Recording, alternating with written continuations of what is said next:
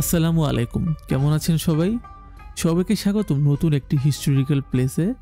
আজকে আমরা যাচ্ছি বাংলাদেশের চাঁপাই নবাবগঞ্জ জেলায় অবস্থিত ঐতিহ্যবাহী একটি মসজিদ, যার নাম ছোট সোনা মসজিদ বা ছোট সোনার মসজিদ। মসজিদটি বাংলার সুলতান আলাউদ্দিন হোসেন শাহের শাসনামলে 1493 থেকে 1519 সালের মধ্যে নির্মিত হয়েছিল। মসজিদটি ইট ও পাথর দ্বারা নির্মিত। মসজিদটি একটি আয়তক্ষেত্রের মতো, যেটা উত্তর থেকে দক্ষিণে 25.1 মিটার বা 82 ফুট এবং পূর্ব থেকে পশ্চিমে 15.9 মিটার বা 52 ফুট। 1997 সালের ভূমিকম্পের ধ্বংসের পর সংরক্ষণ কাজের কারণে এই পাথরগুলো পশ্চিম প্রাচীরের দক্ষিণ দিক থেকে অদৃশ্য হয়ে যায়। তবে দুঃখের বিষয় হচ্ছে, ছোট সোনা মসজিদের সেই পুরাতন গ্ল্যামার আগের মতো নেই। আলংকারিক মিহরাব এবং মসজিদের আঙিনা খুলে নেওয়ার কারণে এটার যে মেইন সৌন্দর্য সেটা লোপ পেয়েছে। প্রচলিত আছে এক সময় মসজিদের এই গম্বুজগুলো সোনা দিয়ে মোড়ানো ছিল, যেই কারণেই এটি সোনা মসজিদ নামে পরিচিতি পায়।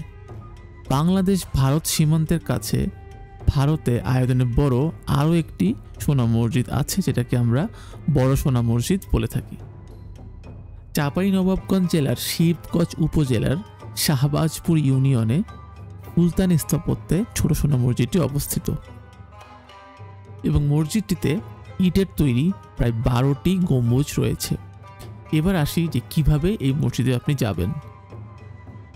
চাঁপাই নবাবগঞ্জ শহর থেকে সিএনজি, অটোরিকশা কিংবা বাসে করে সরাসরি ছোট সোনা মসজিদ যেতে পারবেন এবং মসজিদটি একেবারে মেইন রোডের কাছে হওয়ায় চিনতে কোনো অসুবিধাই হবে না।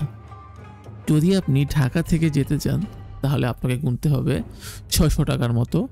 ঢাকা থেকে কানসাট পর্যন্ত যে বাসগুলো আছে, যেরকম দেশ ট্রাভেলস, গ্রামীণ বা ন্যাশনাল পরিবহন, এসব বাসে চড়ে আপনি কানসাট নামবেন এবং কানসাট বাজার থেকে আপনি অটোতে করেই এখানে চলে আসতে পারবেন।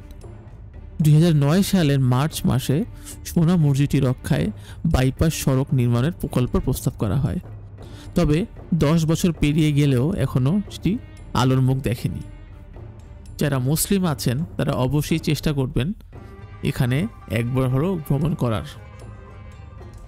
মসজিদটির উল্টো দিকে রয়েছে সেই আমলের সারি সারি কবর এবং সবগুলোই বাঁধানো।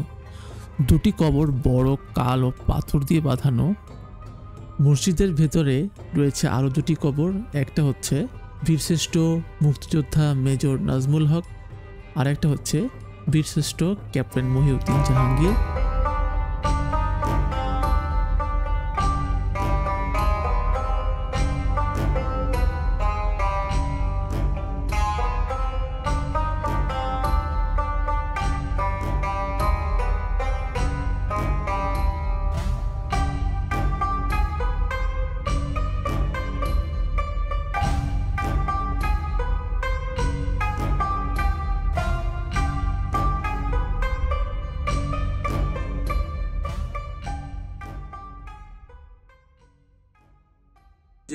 তো আসলে এখানে আসার সবচেয়ে বড় সার্থকতা হচ্ছে যে এই মসজিদে আসলে একত্র নামাজ পড়তে পারা, এবং সেটা আমি পেরেছি।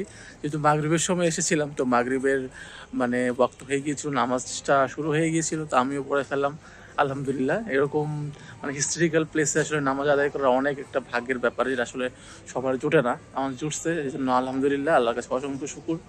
তো এরকম আরও অনেকগুলো মসজিদ আমি ভ্রমণ করবো বাংলাদেশের, এবং অনেকগুলো হিস্টোরিক্যাল প্লেসে ভ্রমণ করবো। তো আপনারা সবাই ভালো থাকবেন। আসসালামু আলাইকুম, দেখা হবে নেক্সট কোনো ভিডিওতে। সবাইকে ধন্যবাদ, আল্লাহ হাফিজ।